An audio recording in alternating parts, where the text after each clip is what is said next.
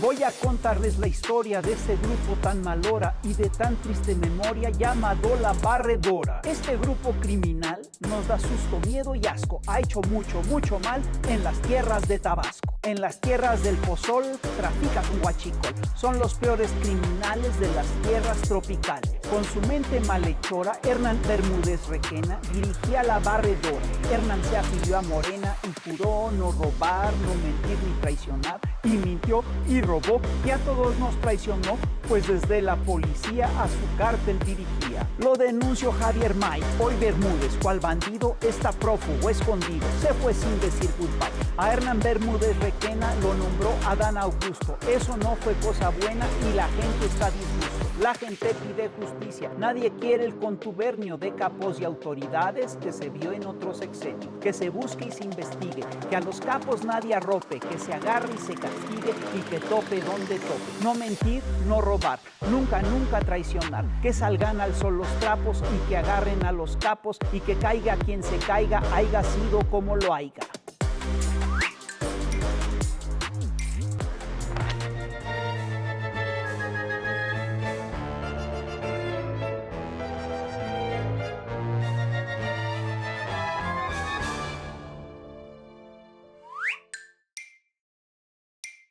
No, sin lugar a dudas es un tema muy delicado, es una cosa muy comprometida y es una... ¡Aguas! ¡Ahí les va la barredora! No, espérate, estamos precisamente hablando de eso. Y de hecho invitamos Voy a barrer a otro lado. Sí, Está medio puerco aquí, mira nomás. pues estamos hablando de eso y precisamente para tocar el tema de la barredora tenemos a dos grandes invitados. ¿A quiénes? A Don Augusto y a Ricardo Monreal. No exactamente. A Bermúdez Requena. No exactamente. Sí, señor. Ya está tocando. Ya llegó, ya llegaron. Ya llegaron. Ya llegaron. Ahí están. Blanca Heredia y Epigmenio Ibarra. Qué gusto verlo. Nuevamente. Qué gusto. Qué gusto. Tu casa. Hola. Gracias. Qué gusto. Pásale. ¿Cómo estás? Adelante, por favor. Sí. Adelante, adelante, bienvenida, bienvenido a verlo. ¿Cómo está? Oigan, pues estamos, vivimos una semana, un par de semanas, ya llevamos un par de semanas hablando de esta denuncia que hubo el secretario de Seguridad Pública de Tabasco, del gobierno de Adán Augusto López, que ya está prófugo y apareció pues todo su historial. Y eso evidentemente hace que el exsecretario de Gobernación, Adán Augusto López, y actualmente senador de la República, pues tenga una responsabilidad política frente a esto, ¿no? Él ya dijo, bueno, yo no supe nada, la presidenta Sheinbaum dijo que se investigue, lo cual es absolutamente correcto, pero yo personalmente creo que sí tiene una responsabilidad política. Y yo también creo que eso eventualmente daña de alguna manera a Morena. Tú, Blanca, ¿cómo Coincido totalmente. ves esto que ha Coincido estado totalmente.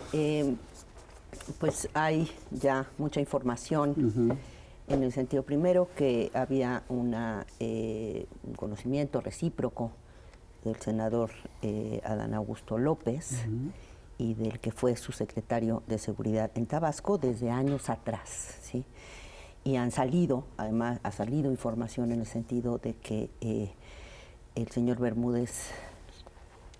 Hernán Bermúdez Requena, pues tenía también ahí un expediente complicado, ya desde antes de que llegase al gobierno de Tabasco.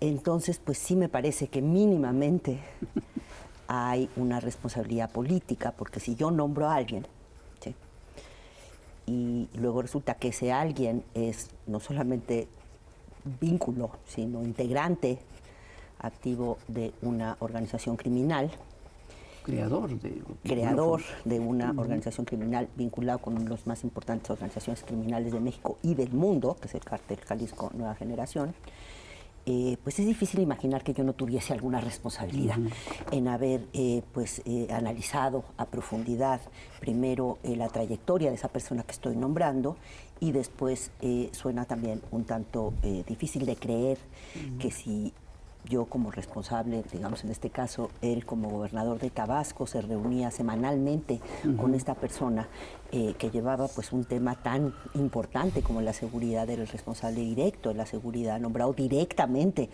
por Adán Augusto López y que trabajaba con él de manera regular y cotidiana. Suena difícil, la verdad, creer que no hubiera algún tipo de información que él tuviera, y si no la tenía, por ese mismo hecho también debería de responsabilizarse políticamente. Y coincido en que esto pues no ayuda para nada a la reputación de Morena. Epigmenio. En efecto, Adán Augusto tiene que responder. Tiene que responder. Por sus acciones o por sus omisiones. Eso lo ha dicho la Presidenta de la República. Eso lo ha dicho frente a Adán Augusto la Presidenta del partido. Eso lo dijo el Presidente del Consejo Nacional. Tiene que responder. Tiene que responder ante la opinión pública. Tiene que responder, si es el caso, si hay evidencia presentada ante un juez. Y tiene que defenderse él, no lo vamos a defender. ¿Que esto daña a Morena? ¿Que la falla de un hombre afecta el compromiso, el prestigio, la reputación de millones de personas que conforman Morena? Es un daño marginal, por más alto que sea el personaje. Quizá peco no sé, de un activismo preñado por la experiencia de vida. Pero yo considero que traiciones y traidores ha habido siempre.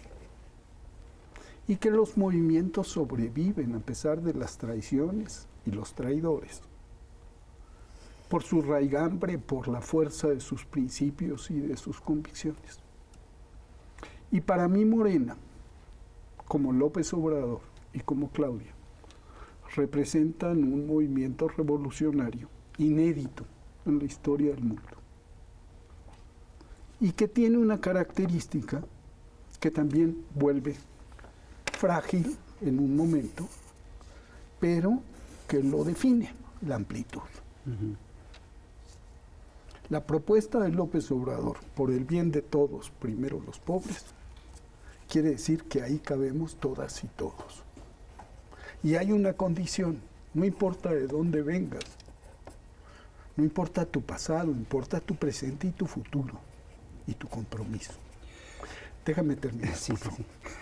Entonces, resulta que basta con ser decente para ser revolucionario. Si Adán falló y no fue decente, no un compromiso ideológico, un compromiso de decencia, de integridad. Si Adán falló, que responda por sus actos. No habrá impunidad. Eso fortalece al partido. La manera en que encaras la traición, la falla de un dirigente, por alto que sea, te fortalece o te deshace. A mí me parece que vamos en el camino de la reconstrucción y del fortalecimiento. Tú dices, no importa lo que hayan hecho en el pasado, algunos personajes que llegan a Morena. Yo creo que sí importa, pero bueno, aceptemos que lo importante es el ahora y el futuro. Pero el problema es que muchos de estos... Bueno, el primer problema que yo veo es, esto de Adán Augusto no es un primer caso. Es un caso muy grave, es más grave que otros que ha habido.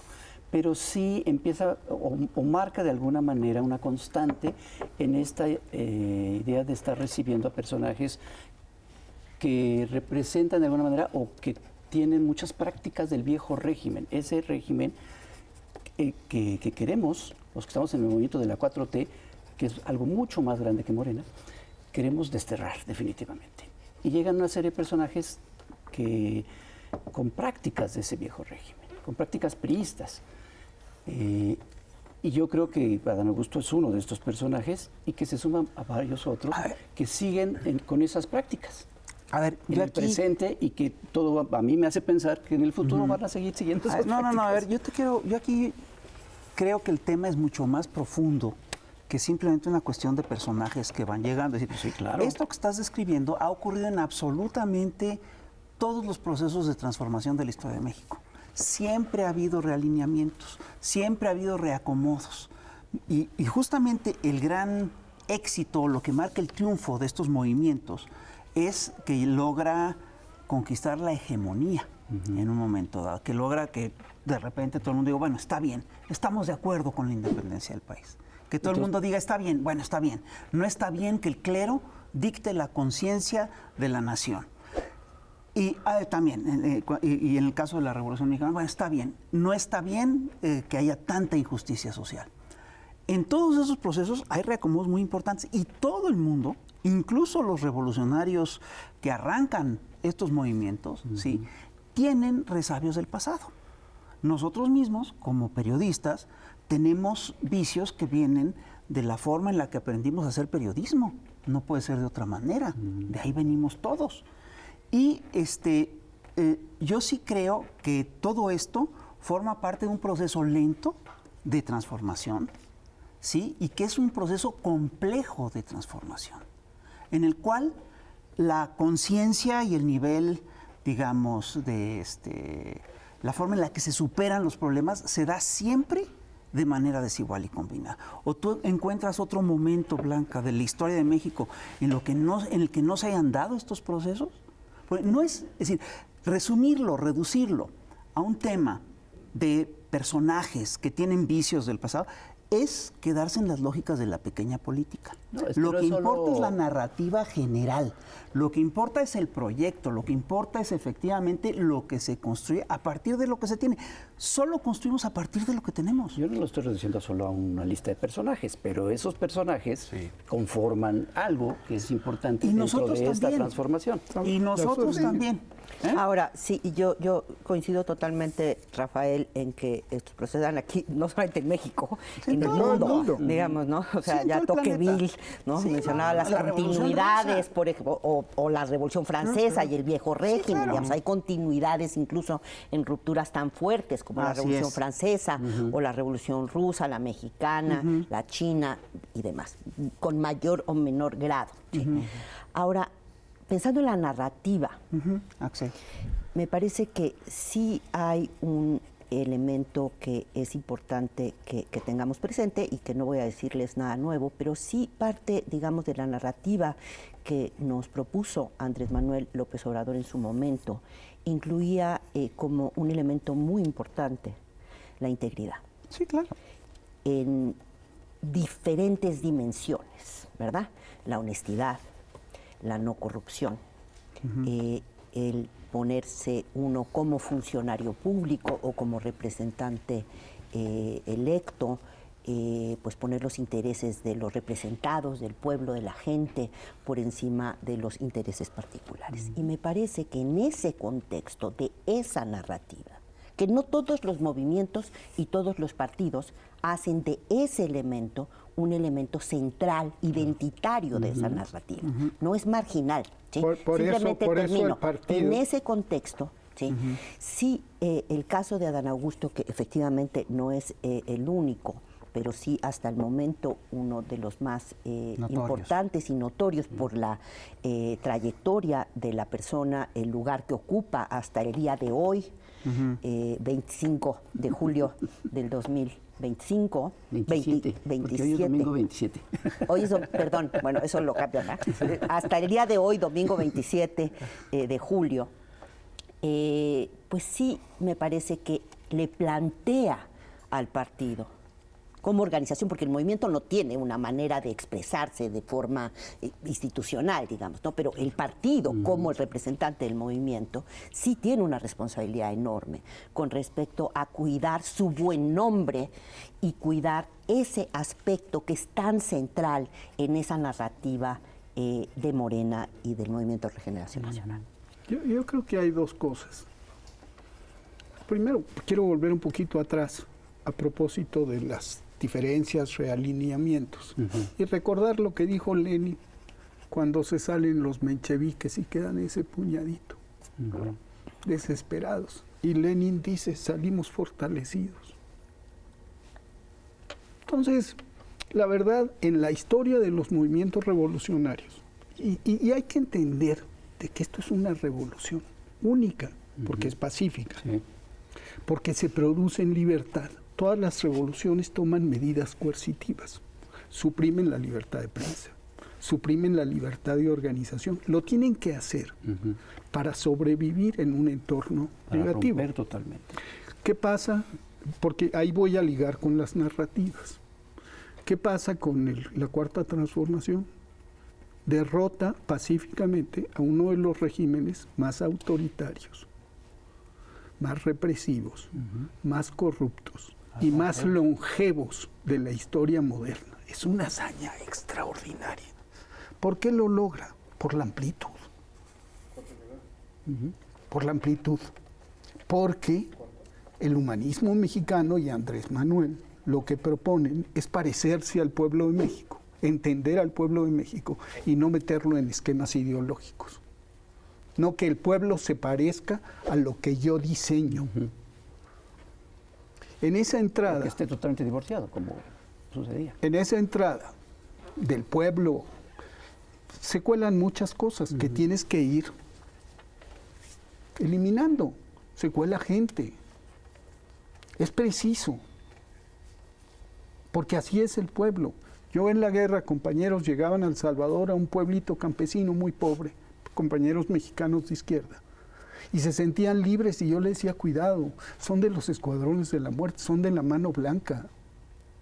Pero si son campesinos pobres, es que eso no te vuelve. Tu condición social no necesariamente te impulsa en esa dirección.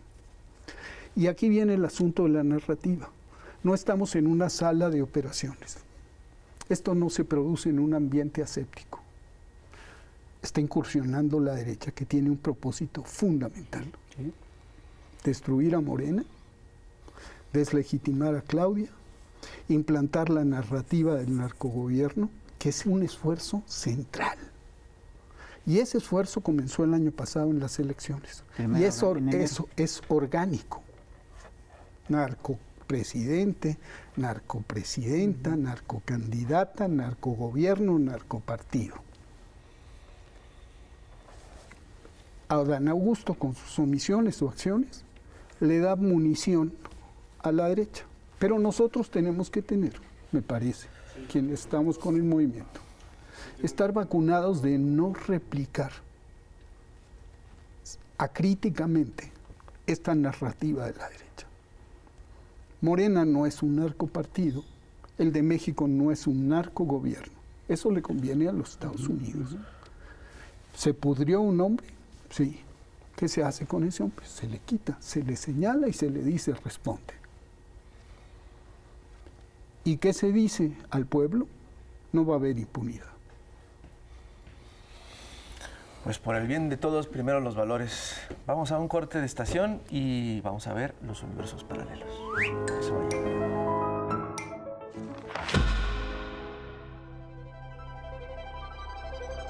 Universos Paralelos presenta el cuento de la verdad y la mentira. Un día, la verdad y la mentira se encontraron a orillas del río. La verdad era una oveja blanca y la mentira un lobo muy mañoso. Buenos días. Dijo el lobo de la mentira. Buenos días, Contestó la ovejita de la verdad. Hermoso día. Dijo el lobo de la mentira.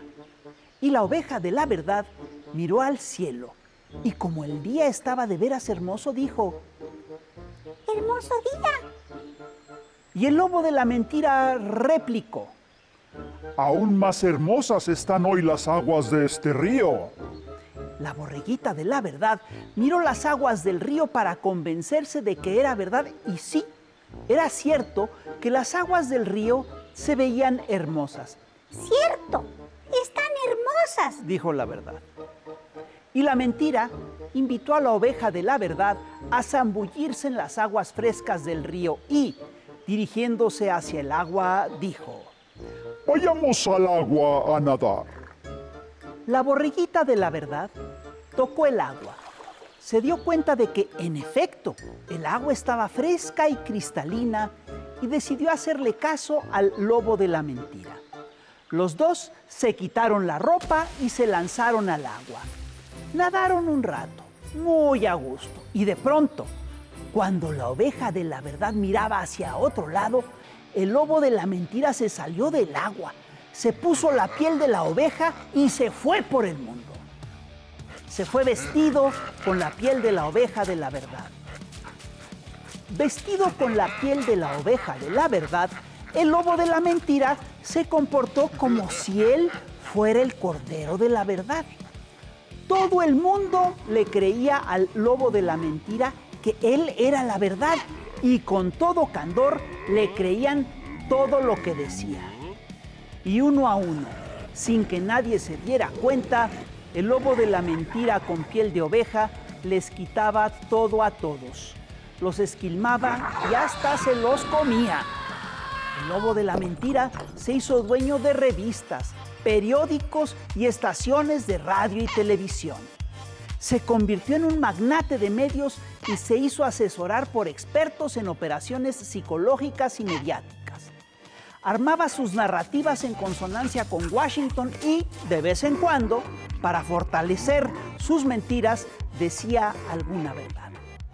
En cuanto a la oveja de la verdad, se quedó toda desnuda y, sin su hermoso pelaje, la gente se horrorizaba de verla. Todos le huían, nadie le hacía caso. Desde entonces, la mayoría de la gente prefiere ver la mentira disfrazada de verdad en horario AAA que la verdad al desnudo dando lástimas por la calle.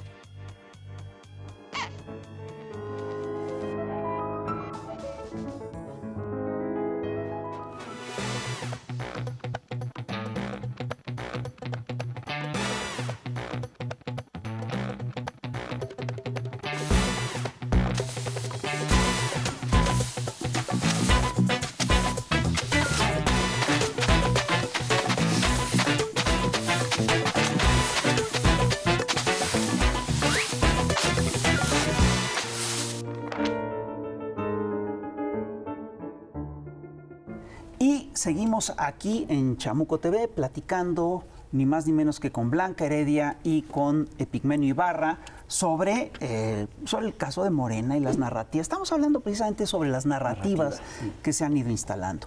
Y yo sí creo que hay narrativas de largo plazo y narrativas de corto plazo. Y yo sí creo que vivimos además en una época muy peculiar en la cual una parte importante del debate político se da alrededor de las narrativas. Morena ganó la elección del 2018 porque ganó la batalla narrativa y ha sido constantemente bombardeada y esto lo logró a pesar de las narrativas implantadas desde los grandes consorcios mediáticos, que son un aparato de desinformación fabuloso. Y ese aparato, neoliberal, de consorcios de medios, etcétera, trae desde hace rato una narrativa que busca implantar por todas partes. Es la narrativa de que Morena, de que todos somos iguales, de que Morena es un narcopartido y de que López Obrador está metido en el narcotráfico. Yo sí creo que el proceso es en esta batalla de narrativas, este episodio es un episodio importante, pero sin lugar a dudas no es el único. Y a mí lo que me llama la atención es cómo seguimos enfrentando estas viejas batallas narrativas todavía con lógicas que son muy viejas, lógicas que son previas a lo que es el proceso de transformación. Entonces viene lo de Teuchitlán y mucha gente se compra la narrativa de que es el Auschwitz mexicano. No es el Auschwitz mexicano, no son campos de concentración. Viene el caso de Adán Augusto, y todo el mundo se compra la narrativa. Morena lo apadrinó, Morena lo arropó. Eso no es cierto. Epigmenio y yo estábamos en el consejo y vimos una cosa totalmente diferente a lo que registró la prensa. La prensa registra eso porque efectivamente hay un grupo que grita, no, porque refuerza esa narrativa. Entonces, yo sí creo que para poder hacer un buen diagnóstico y para poder construir una narrativa que saque adelante que nos permita operar, necesitamos tener buena información, ¿no? Bueno, no sé, Blanca, ¿tú qué opinas? Totalmente. Coincido contigo en que la elección del 18 se ganó en mucho en el terreno del discurso, de la narrativa. Y la verdad a mí me parece todavía impresionante porque ¿quién iba a decir que presidente, bueno, un candidato en ese momento de un país como México, pues iba a plantear una alternativa a una narrativa global? Sí, claro. Con un poder impresionante. Un poder impresionante no solamente en todos los medios y diversos vehículos a través de los cuales se fue haciendo, y esto es lo que me parece más interesante, sentido común. El neoliberalismo se convirtió en el sentido común. Así es la realidad, no hay otra. No es que esta es una ideología frente a otras ideologías. Ya no la hegemonía. Esta es la verdad absoluta, es simplemente la descripción fiel de la realidad. Esto es lo que derrota en el caso de México esta nueva narrativa que plantea Andrés Manuel López Obrador y el movimiento. La cuestión, sin embargo, es que ahora no me parece... Podría pensarse que hay una batalla de narrativas. Yo sinceramente veo a David contra Goliat en el caso de México. ¿Sí? No veo grandes alternativas a que nadie que esté construyendo una narrativa que tenga posibilidad de, digamos, de disputarle la hegemonía a la narrativa morenista. Efectivamente hay un intento de la derecha y de los conservadores por utilizar la idea de la vinculación entre el gobierno y el partido con el narcotráfico como una manera de construir, primero que nada, desprestigiar a Morena, al presidente, a diferentes funcionarios. A mí me parece, por otro lado, que recuperando la idea de honestidad, que a mí yo sí la tomo muy en serio en la propuesta original de esa narrativa, si bien uno puede decir, buscamos salirse del terreno de las narrativas, simplemente con los datos de los que disponemos, que es difícil negar que haya una imbricación entre la clase política mexicana de larga data y las organizaciones criminales, que esto va muchísimo antes de Morena, ¿sí? Tampoco podemos negar que existe esa imbricación. Claro. Y eso tampoco vuelve a México un narcoestado. Podríamos aquí dedicar esta mesa y 18 otras a definir qué es eso, narcoestado. Les propongo que un narcoestado es aquel en el cual el aparato estatal en realidad está dominado por las organizaciones criminales.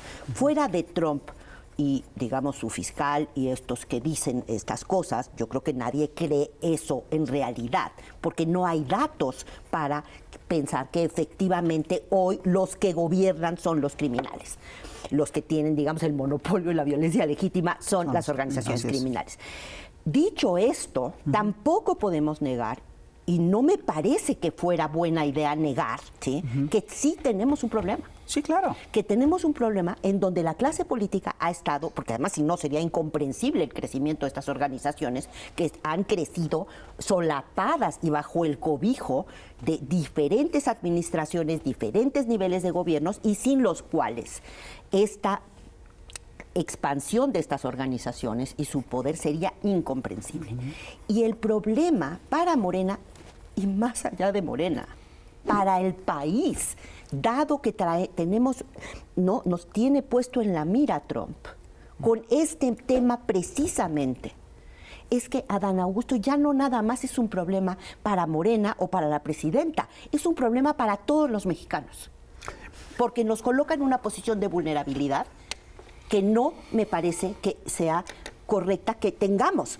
Él tiene que asumir completa esa responsabilidad y esa vulnerabilidad. Eso va a suceder. Vamos a ver. Eso va a suceder. Vamos a ver. Ahora, el debate de las narrativas, la batalla cultural, no se produce. México y la circunstancia no es un campo operatorio aséptico. No estamos aislados de lo que sucede en el mundo. Lo que sucede en México, la izquierda ha sido muy tacaña con Andrés Manuel López Obrador, la izquierda mundial. La izquierda mundial. No ha reconocido la unicidad, la importancia de su pensamiento, que es la vanguardia. Esta es la revolución no solamente posible, sino deseable. Así han de hacerse, en libertad, jugándose la vida en las urnas. Pacíficamente, sí. Así han de hacerse. Por tanto, esta revolución es una amenaza para el estamento neoliberal. Claro. En este campo operatorio contaminado, hay una fuerza que está operando y que se rige bajo un principio. En 1954, en la Casa Blanca, los hermanos Alan y Foster Dulles le presentan a Eisenhower un plan para destruir al comunismo a través de la operación de la Dirección de Operaciones Encubiertas de la CIA. Se dicta una directriz ejecutiva y esa directriz ejecutiva establece que la CIA debe hacer cosas repugnantes, así dice, repugnant things, y lo primero que hace es la campaña contra Jacobo Arbenz en 1954 y siembra el rumor de que los niños están siendo secuestrados por los comunistas cubanos para extraer. Y eso tiene un efecto brutal. Aquí se está implantando la narrativa de la relación con el narco. Hay un problema con el narco, hay un problema de relación entre el narco y el poder, porque el poder y el narco eran lo mismo. Un capo y un gobernante eran lo mismo. Eso es Felipe Calderón, que no es, por cierto, Adán Augusto. Este es un genocida y un usurpador. Así es. Pero todo indica que Bermúdez sí lo era. Pero Bermúdez es un asesino y es un criminal de poca... Secretario de Seguridad nombrado por Adán Augusto como gobernador. Sí, pero no estamos hablando de lo mismo. Es un... Genaro García Luna es un hombre de la DEA. Es un hombre de la CIA, ergo es un traidor a México. Es cómplice de una usurpación y es cómplice de un genocidio. Hay tamaños. Parte de la narrativa es igualar. No. Puede, si Adán Augusto no sabía, pues no fue un buen gobernante y no cumplió con el compromiso de supervisar las acciones de sus supervisados. Si sabía y no hizo nada, es cómplice y debe pagar. Pero eso no anula el impulso de la Cuarta Transformación y contamina al partido. Le marca precisamente un rumbo, y lo que nos establece todo esto es un análisis más profundo de la narrativa y cómo la CIA está operando para destruir a este movimiento, porque no le conviene a la derecha en el mundo la existencia de la Cuarta Transformación, porque es un ejemplo a seguir, victorioso, principalmente porque no se aferra al poder. Hay un punto importante. Yo también quisiera plantear una cosa que me parece importante sobre la batalla de narrativas, para no perder el hilo. Hay una narrativa que se busca implantar desde enero del año pasado que dice: todos son iguales, todos son corrompidos, esto es un narcoestado. Mucho antes. Sí, pero muy enfáticamente. En enero del 2024 muy orgánicamente empezó. Incluso no orgánicamente, maquinadamente. Maquinadamente. Quiero decir, orgánicamente en el sentido en que se combinan. Es un diseño estratégico. A ver, y aquí yo sí quiero retomar cosas que ha planteado Pigmeyo, que ha planteado Blanca, y es que efectivamente, es decir, vivimos en un país en el cual el narco es un negocio importante, ¿no? Y es un negocio importante en específico desde tiempos de Felipe Calderón. Ahí es donde se establece. Porque hay un mercado importante, claro, el más grande del mundo. Por supuesto. Y hay que decirlo también, es parte del trabajo del crimen organizado infiltrar a los órganos de gobierno. Eso es lo que hacen, es parte de su chamba, es parte de lo que tienen que hacer. Y yo sí creo que también es parte del trabajo de esta maquinaria de desinformación, decir, todos son iguales, todo es exactamente lo mismo, y buscan establecer paralelos, buscan decir básicamente, lo de García Luna y lo de Bermúdez Requena es exactamente lo mismo. Yo creo que hay diferencias, hablando del tema de la honestidad. La primera diferencia, y que es fundamental, es que la denuncia contra Bermúdez Requena la hace Javier May, que es que es una persona de la 4T, viejo militante que viene de abajo, y obviamente esto, cambia absolutamente todo. No se nos puede olvidar que cuando Herrera Valles Y cuando Ángeles de Aguajare fueron con Felipe Calderón y dijeron, García Luna está metido en tales y tales y tales cosas, y le presentaron pruebas, Los metieron al bote. a ellos los metieron a la cárcel. Y aquí se quiere hacer un paralelo entre eso y lo que publica Guacamaya Leaks, perdón. Hay una diferencia enorme entre las filtraciones de Guacamaya Leaks, que el otro día el general dijo... El general dijo, no, perdón, esto es otra cosa, no es que se le enviara un informe. Es que Guacamaya Leaks no es Wikileaks. Sí. No. Eso hay que distinguir. No, Bueno. es cierto, no hay un paralelismo desde que Así no es es. lo mismo un presidente de la República que un gobernador de un estado. Y no es lo mismo la acción. ¿Qué pasó con García Luna cuando entra Peña Nieto? Negocios. ¿Lo investigaron? No, claro que no. No, hay Aquí, muchas ¿quién diferencias. investigó a García Luna? La UIF. El argumento central que se estaba preparando cuando lo agarran los gringos era todas las maniobras. Los gringos la agarran porque los traicionó. En el juicio no se dijeron lo que ellos saben porque García Luna expone la forma de operar de la CIA y de la DEA. Yo sí quiero insistir en que hay un componente ajeno que tiene que ver con el propósito de vulnerar a México. Ah, no, sí, eso sin duda. Y la de derecha y la comentocracia se presta a esa campaña. Ahora, sí, creo que es muy importante y me parece contundente tu argumento para señalar la diferencia Sí, claro. de acordarnos que fue el gobernador electo de Tabasco, fundador de Morena, el que pues denunció el hecho de que Bermúdez Riquelme era de hecho un líder y había La creado Barredora, a la ¿sí? Barredora, a esta organización criminal. Lo que me parece que también es muy importante poner sobre la mesa, yéndome como a la meta narrativa, a los valores, a los principios, ¿sí? Es que si bien hay esta diferencia y si bien ha habido ya un señalamiento claro o una manifestación clara de la presidenta Claudia Sheinbaum en el sentido que tiene que responder a Dan Augusto en relación a este asunto, la prueba va a estar en los hechos. ¿Qué tanto esto termina fortaleciendo o debilitando a Morena? Dependerá de si la conversación se centra únicamente en la narrativa o si se pasa a los hechos y efectivamente este señor, Adán Augusto, responde por la responsabilidad que le competa en este caso tan terrible. Ay, bueno, vamos a un corte de estación y regresamos, por favor, no se vaya porque esto ya se puso bueno. Vamos al último bloque. Porque esto ya se puso. Sí, fíjate.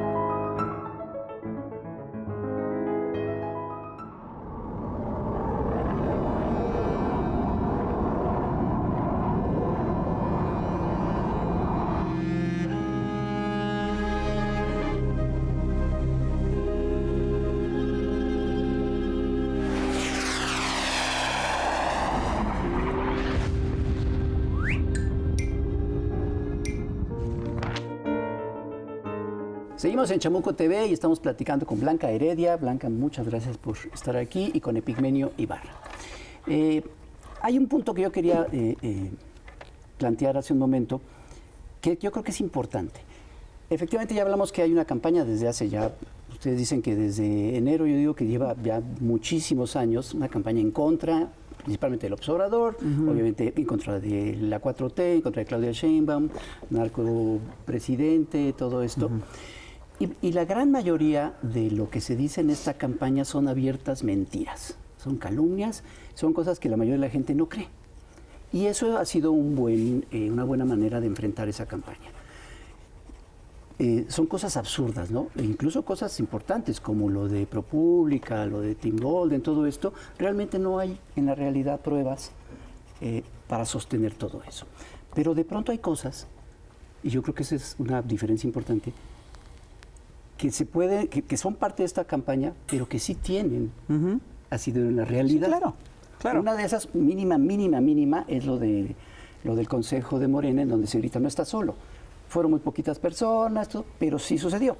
Entonces, eso sirve para esa narrativa. Sí, pero como y un aquí, ejemplo espérame, mucho aquí mayor... lo que importa es cómo déjame acabar. construyes la narrativa. Si la narrativa se centra solo en lo que estos señores no, dijeron, claro, es una cosa. eso- Si la narrativa tomara en cuenta Sí. las condenas y lo que dice el presidente del Consejo, lo que dice la presidenta del partido, la cosa cambia. Sí, pero había un Pero posicionamiento Payán de los- decía que la única dictadura a la que ha de someterse un periodista es a los hechos. Bueno, déjeme- ¿Cuáles fueron déjeme- los hechos del Consejo? Pepín, ¿Se déjame acabar, pronunció déjame acabar nada más mayoritariamente el mi- Consejo? Mi No. planteamiento. Déjame acabar mi planteamiento. Ese era un ejemplo mínimo, así lo dije. Sí. Mínimo, es ese. Uno, que sí es muy importante, es la realidad, el hecho de que Hernán Bermúdez Requena es un delincuente.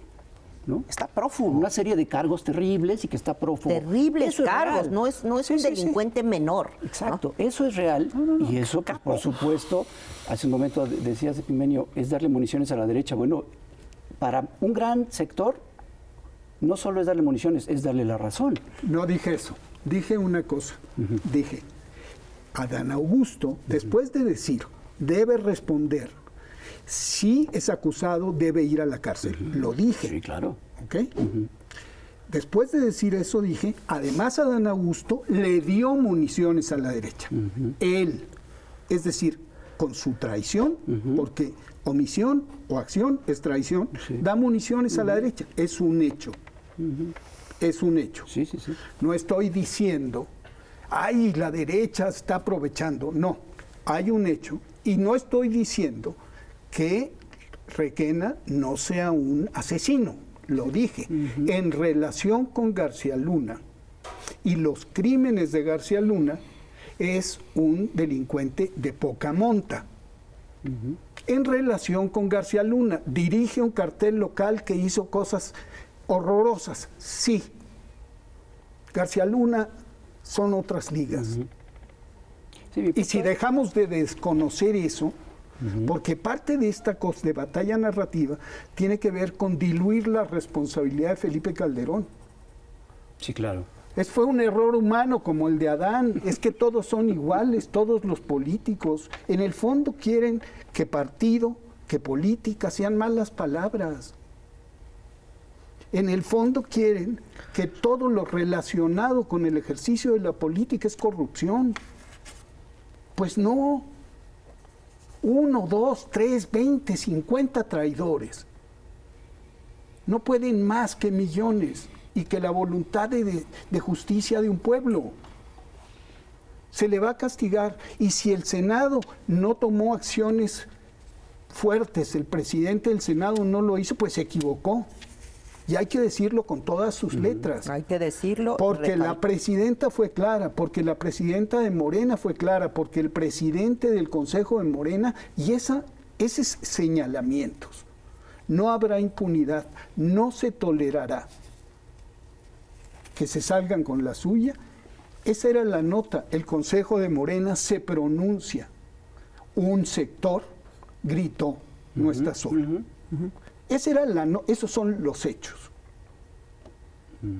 Y también los hechos son, la presidenta dice esta cosa, el partido dice esta cosa, ayer el Senado no hizo esto. Hay que matizar y poner en proporción. Nadie está excusando a Adán Augusto, ni disminuyendo su crimen, simplemente diciendo, a ver, su crimen sí existe. Su responsabilidad. Su responsabilidad, perdón, me corrijo. Su responsabilidad. Nadie la disminuye. Nadie disminuye el efecto que puede tener en la narrativa obradorista, un hombre cercano a López Obrador, y por eso es tan irresponsable, porque mientras más cerca estabas de López Obrador, más tenías que cuidarte, tu compromiso crece.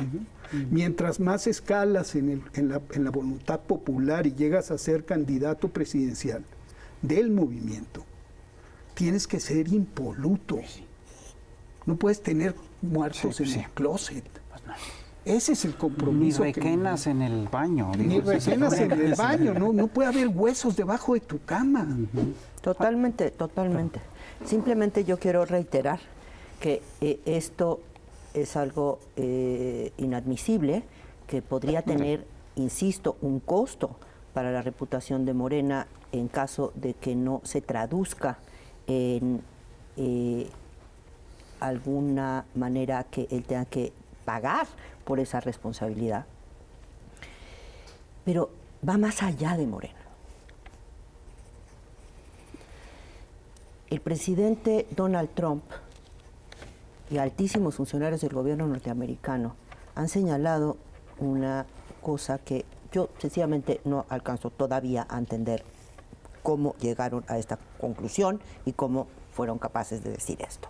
Sin negar que las organizaciones criminales en México se han vuelto enormemente poderosas, llegar a decir la fiscal norteamericana y el propio Trump que dado que el Estado mexicano está a tal punto penetrado por estas dos organizaciones criminales tan poderosísimas, resulta que ahora México, como ustedes ya saben por lo que dijeron ellos, somos un riesgo para la seguridad nacional de los Estados Unidos del tamaño de China, Rusia e Irán. Sí, sí, sí. Es tremendo esto que dicen. O sea, no lo sabía antes Te voy a decir una Biden cosa horrible. y fue omiso. Tienen razón. Bueno, pues yo Después te explico, pero tienen Ok, mucha puede ser. razón. Bueno, yo no estoy de acuerdo, me imagino por dónde vas, pero desde el punto de vista de donde ellos lo están señalando, no me parece que haya, cuando menos yo no tengo ninguna evidencia que permita sostener tal tesis. Lo que sí hace es que vuelve el caso de Adán Augusto, un caso que ya excede el asunto de Morena y que da municiones, ahora sí, a un gobierno en los Estados Unidos que tiene la posibilidad de hacerle mucho daño a México. Y que está haciéndole daño. Cuando, No, ya, pero le puede hacer cuando todavía más. tú dices, lo ponen como enemigo, México es un enemigo vital para las derechas del mundo, porque México muestra que sí. Sí, se pero no puede. está construido de esa manera, Epigmenio. No está construido de esa manera permíteme. y confunde. Estoy Pero sí. estoy empezando la argumentación. Digo, tienen razón porque México es un enemigo ideológico. Por eso han construido toda esta narrativa. Empieza con ProPublica, pasa por los hashtags y termina con Pam Bondi y con el presidente Trump diciendo lo mismo que se dice acá. Es campaña, es narrativa, es estrategia de desestabilización. ¿Por qué? Porque les conviene debilitar a México, porque es una obligación. O sea, aquí hay una guerra, es una obligación de debilitar a quien consideras tu oponente. Y tu oponente ideológico y moral es México. Hay que destruirlo. Adán Augusto lo que hace pone en riesgo al país. Sí, de eso también hay que hablar.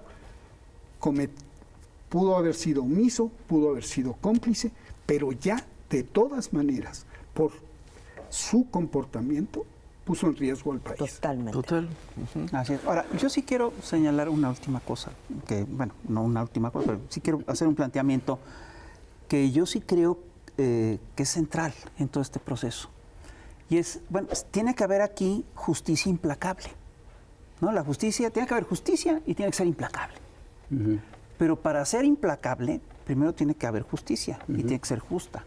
Esto quiere decir que tenemos que analizar las cosas. Ponerle evidencia. Ponerle evidencia, ver cómo procedemos, etc. No podemos proceder ni como se procedió en el pasado con García Luna, donde se le omitió todo y se le encubrió totalmente, ni podemos proceder siguiendo las lógicas, ¿sí?, de una campaña que ya sabemos que está hecha a andar desde hace tiempo. ¿Qué implica esto? Implica efectivamente poner la verdad, las pruebas por delante. Si no hacemos eso, ¿sí?, estamos poniendo en riesgo todo el proceso.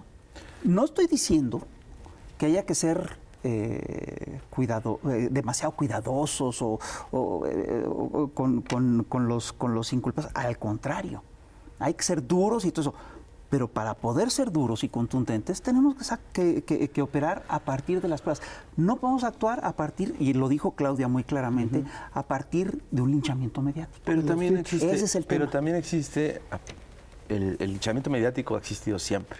Pero de pronto hay carnita para el asador, ¿no? Y tenemos una responsabilidad los periodistas de hacer las preguntas y de poner el dedo en la llaga, porque pues esa llaga duele. Sí, a ver, Sí, no mete todas las críticas No, sí. en el saco del linchamiento. Exacto. Pero Porque no lo es. Payán siempre decía, Cuando te llega una exclusiva, lo primero que tienes que hacer es preguntarte, ¿de parte de quién? ¿Quién?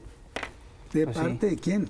Entonces, lo que yo veo es la pérdida, veo ingenuidad, porque se muerde el anzuelo. Sí, tienes razón, efectivamente Adán Augusto, ya lo dije, dañó al país. Efectivamente es un caso que el Gabinete de Seguridad está persiguiendo, porque estuvo enterado de la orden de aprehensión y está en investigaciones. Porque la presidenta ya dijo, tiene que dar la cara, y el otro día salió. Pero ya dijeron también, y si hay evidencia, tiene que responder.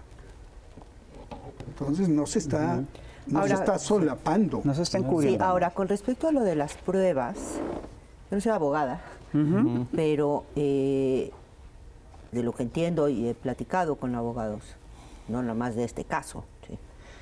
El tema de las pruebas en un caso como este es muy complicado. Sí, claro.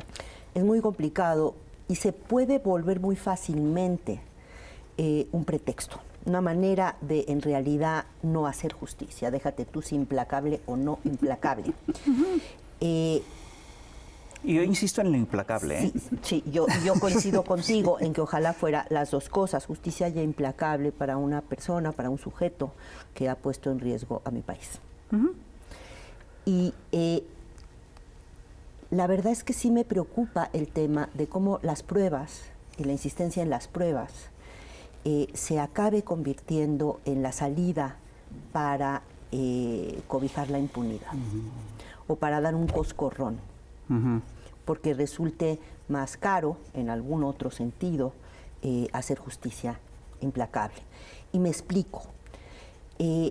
Tenemos abundante evidencia, públicamente, me imagino que los que tienen acceso a todo el expediente, pues tendrán muchísima más con respecto a la responsabilidad del que fuera secretario de Seguridad de Tabasco, fundador y líder de La Barredora, esta organización criminal, y que fue nombrado personalmente por el actual coordinador de la bancada de Morena en el Senado de la República, Adán Augusto López.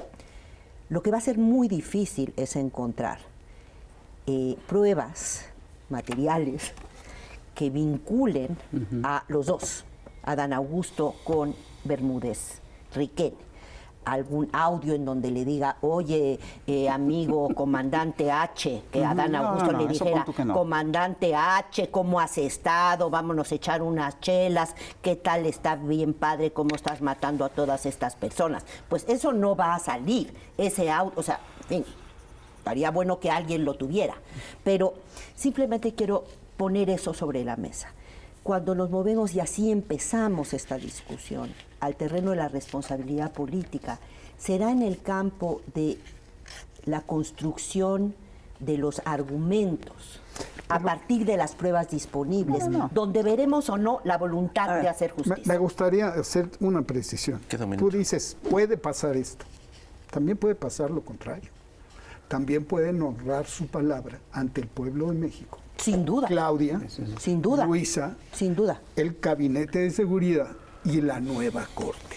A ver, sin duda. Además, entonces dudar se vale, pero condenar a priori. Es que yo no estoy condenando, estoy diciendo. Yo sí quiero, un minuto, yo sí quiero agregar algo. En toda esta historia, ¿hubo pruebas suficientes contra Bermúdez Requena como para echar a andar el proceso? Sin es decir, duda. eso no es tan, no son, es decir, yo no estoy tan de acuerdo contigo en que las es la vinculación entre Adán y Bermúdez, lo que es más complicado las pruebas. La responsabilidad penal y la responsabilidad política. No, pero además hay testimonios, hay muchos mecanismos a través de los cuales se pueden acreditar esas cosas. Y hay la figura de acción y la figura de omisión. También. Ambas cosas. No puede, quizá no existe la llamada, pero sí existe la conciencia de que tú debiste haberte enterado y no actuaste. Sin duda. Y sin eso duda. ya es, en el ejercicio de la función pública, eso puede constituir un acto delictivo. Todo eso se puede probar si hay voluntad. Y la voluntad expresa está... Y eso va a ser manifestada esa voluntad que simplemente tenemos que ver que se traduzca en hechos. Primero tú dices que esto no va a dañar un movimiento de millones.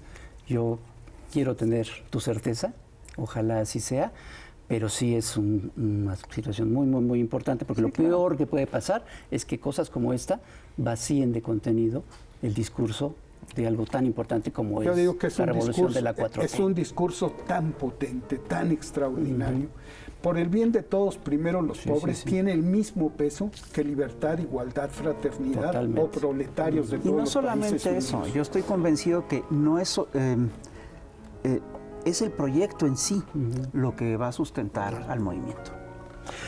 Ya nos Muy bien, vamos. pues muchas gracias, Blanca. No, Muchas gracias a gracias. ustedes. Gracias, Eugenio. Interesantísimo. Muchísimas gracias. ¿Verdad? Sí, Señoras sí, y sí. señores, otro programa para compartir, si nadie comentar, piensa coleccionar. exonerar a este cuate. Vaya que se puso bueno, Es que hay que ¿verdad? hacerlo bien. Así que coméntenlo, por favor. Cuídense mucho. Nos Hay vemos que la próxima. hundirlo. Chao, chao. Hay que hundirlo. Chamuccionario Ilustrado. Barredora. Máquina de limpieza industrial de origen tabasqueño, ideada para asear, pero que terminó en embarrar. Barredora.